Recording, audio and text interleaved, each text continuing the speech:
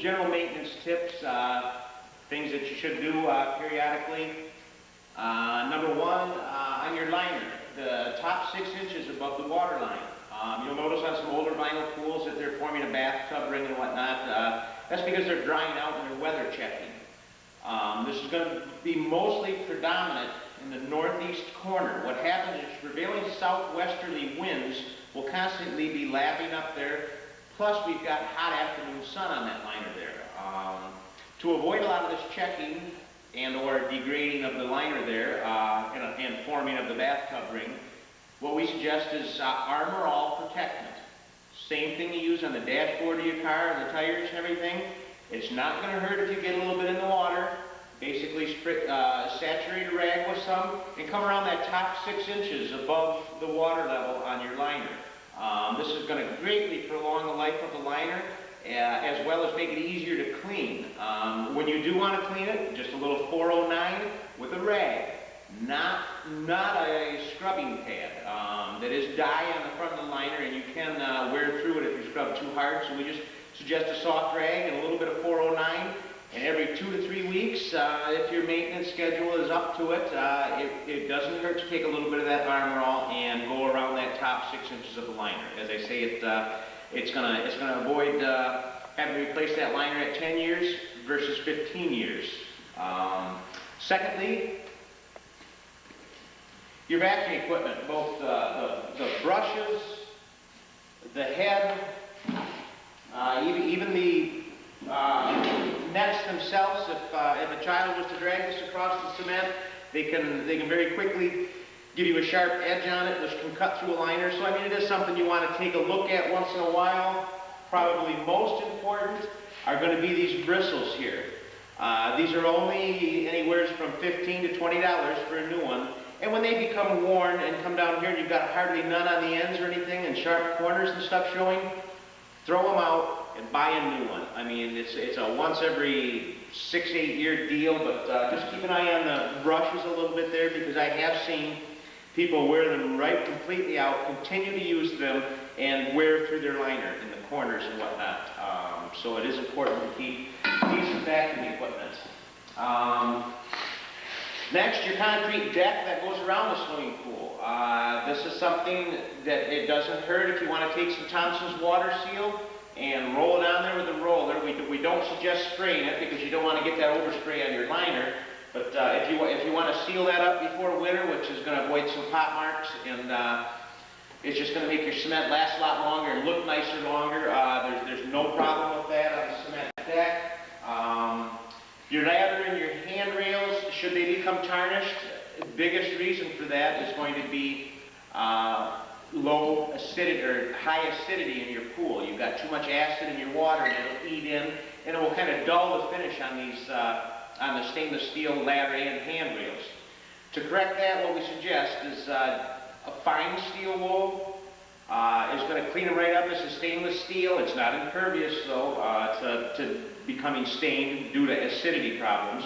But if you want to use that and some light rubbing compound, that's fine. It's going to clean them up nice. Something else you're going to want to keep an eye on your ladder are these rubber bumpers on the bottom.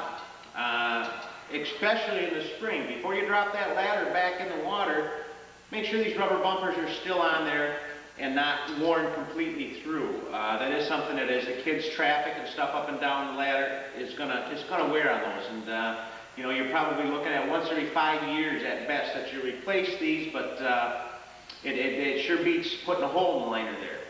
Not that that hole can't be fixed. To start with, we put the patch on the back side of the liner, so I mean it doesn't show. A liner is not shot when it gets a hole in it, but this is going to avoid that happening. Next is chemical storage. We do not suggest storing any of your chemicals inside of a building, especially where you keep your handrails or anything else metal. All of these chemicals are very caustic and corrosive. And if you store them in your garage, it'll eat into stainless steel. It's not going to be the best on your car either. This goes the same for your outbuilding where you've got your lawnmower and stuff stored. We do not at any point in time suggest keeping these chemicals cooped up. It's best if you can have a shelf behind it, someplace out of the children's reach where you can keep these. It's just going to make everything else last by far longer in the equipment house. So, like I say, be very careful on your chemicals where you're going to keep them. It's also very important to keep your baskets clean. If you're going to leave your pool open when you've got a lot of leaves coming down, this is something you're going to have to check possibly twice a day. If this basket becomes totally clogged with leaves, what it's going to do is it's going to starve your pump of water.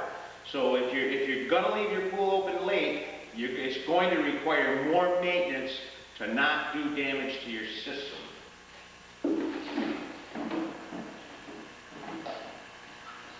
As far as solar cover goes, we always suggest storing it on the reel, which comes with your pool.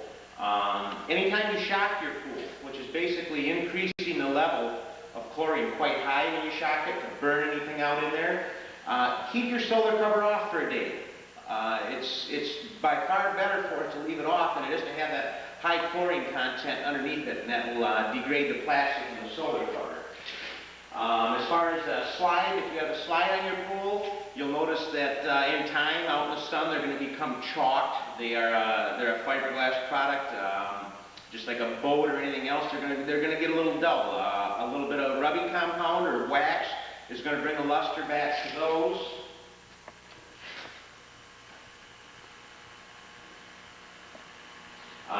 Should you get some chips or anything on your coping, which is basically the track that goes all the way around your pool where the liner snaps in. Should you get some chips or something there, or some worn paint, because winter covers will wear through them a little bit, just go to your hardware store and get just a standard enamel paint. We suggest a spray can, run some tape on both sides, both on the liner and on the cement, and just touch those up. That will also work for your diving board equipment also that's painted white. Just using enamel paint on that is going to be fine.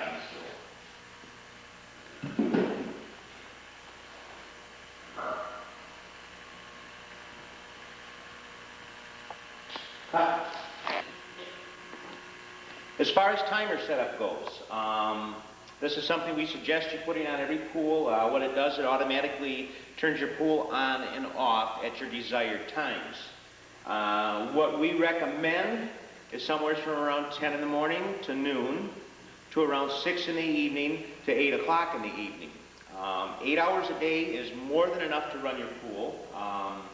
There are several different types of timers made. They usually come with some instructions right inside on how to set the time on the clock, as well as how to put the tabs on there where you would like it to turn on and off.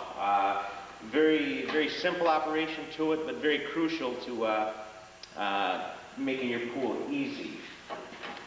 Next, we've got a couple O-rings, one being underneath the pump lid, another being under the lid of your chlorinator. They're a rubber O-ring, and a little bit of Vaseline on them once or twice a year is all it's going to require. If you see them becoming cracked and worn, take them into any pool store, and this is all very standard equipment. This pump, the chlorinator, the filter, none of it has changed for the last 15 years. I mean, they're all a very, very quality design, something that's not going to be changing in the near future either, so any part for any of these should be readily available at your neighborhood pool store, whatever's closest to you. As I say, replace the O-rings. There's also some inside of these valves, should you happen to notice something leaking on a valve. It doesn't necessitate valve replacement. All it is you've got a small O-ring in there that's become checked or worn a little bit. And as far as the general maintenance tips goes, I guess that pretty much covers that.